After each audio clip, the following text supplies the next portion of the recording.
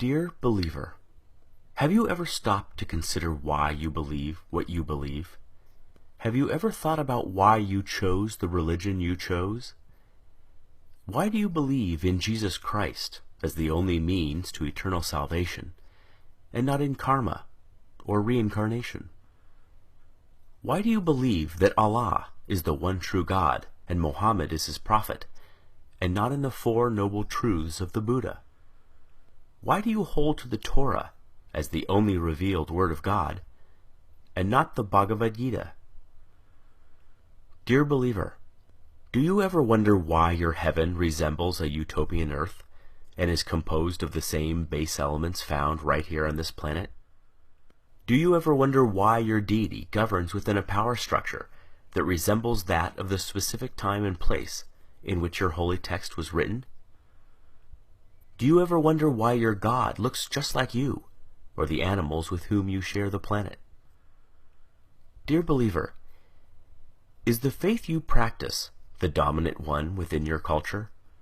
Do you not find it at least a little suspicious that the overwhelming majority of all religious believers adopt the religion of the society into which they were born, yet remain convinced they've lucked out or been divinely admitted into the one true faith?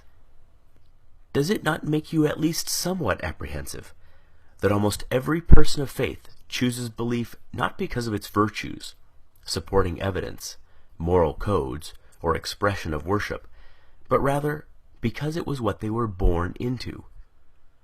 Why, out of the abundance of faith choices available, does almost every believer on the planet choose the faith that's within arm's reach? Are you a Christian because you were born in America or Europe? A Muslim because you were born in Saudi Arabia or Indonesia? A Buddhist because you were born in Japan or China? A Hindu because you were born in India? Can it be that faith is, in almost every case, just an accident of geography? Do you sincerely believe that had you been born in another country, you'd undoubtedly still be practicing the same faith you now embrace? Dear believer, is the faith you practice that of your parents and their parents before them? Is it the first to which you were exposed?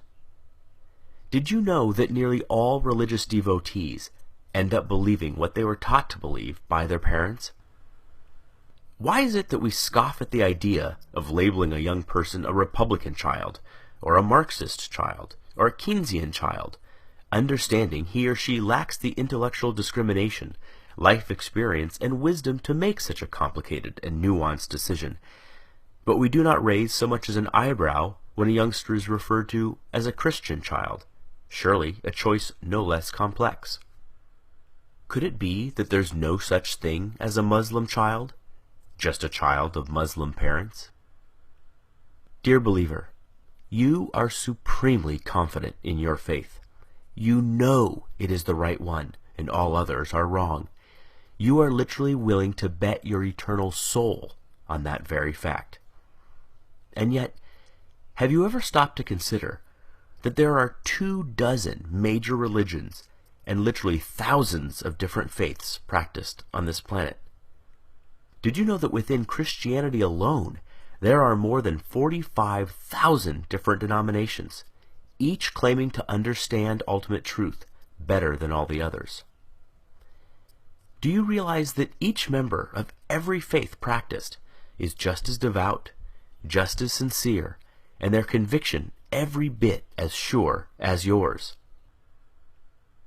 Did you know they too read infallible holy texts, have airtight apologetics, have experienced miracles, feel God's presence, sense his still small voice, obediently follow his perfect will for their lives, love him indescribably, and can defend their belief with the same fervency as you do yours?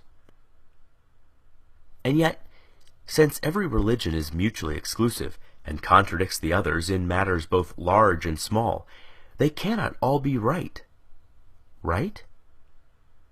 You know, you just know, your faith is the exception.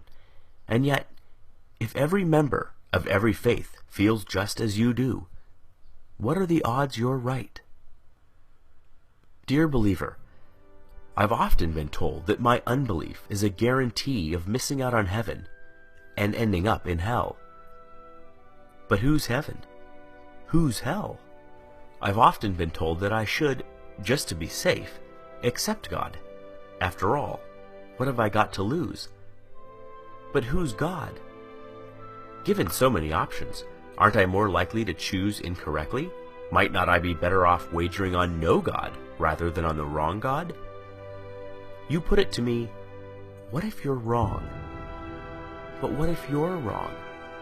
What if, rather than Jehovah, Allah is the one true God, or Shiva, or Wu-Tan, or some god on the other side of the planet you've never even heard of yet? The truth is, you already know what it's like to be an atheist in regards to every other faith but your own. It's clear to you that adherents to other faiths are mistaken, deluded, or deceived, but they think the same of you. The way you view them is exactly the way they view you. Every devout Hindu has embraced his faith for the exact same reasons you have embraced yours.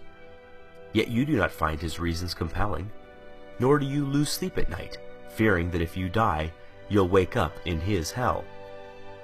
Given this, is it so hard to see why some of us just take our atheism one God further? Dear believer, I wonder if religions aren't just ancient constructs in which early humans attempted to both explain and control the chaotic world around them. Though irrational in content, their emergence certainly isn't. We do not blame our ancestors for inventing religion.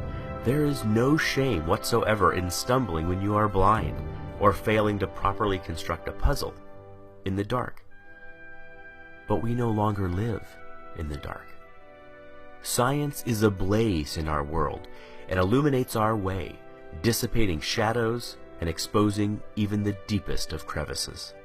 We no longer live in the cave. We have crossed the valley, scaled the mountains, and have begun to make out the magnificent vista on the other side.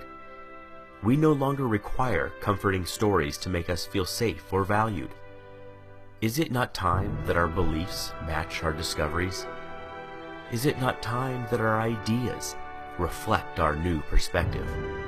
There is equal, if not greater awe in reality than there is in fantasy.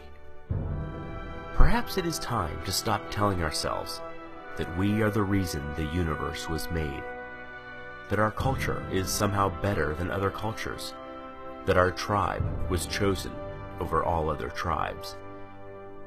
It is time to learn how the universe really is, even if that deflates our conceits, wounds our pride, humbles our point of view, and forces us to admit that we do not have all the answers.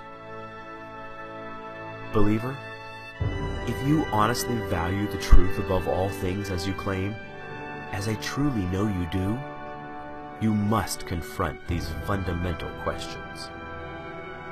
Far better, Carl Sagan said, to embrace a hard truth than a reassuring fable.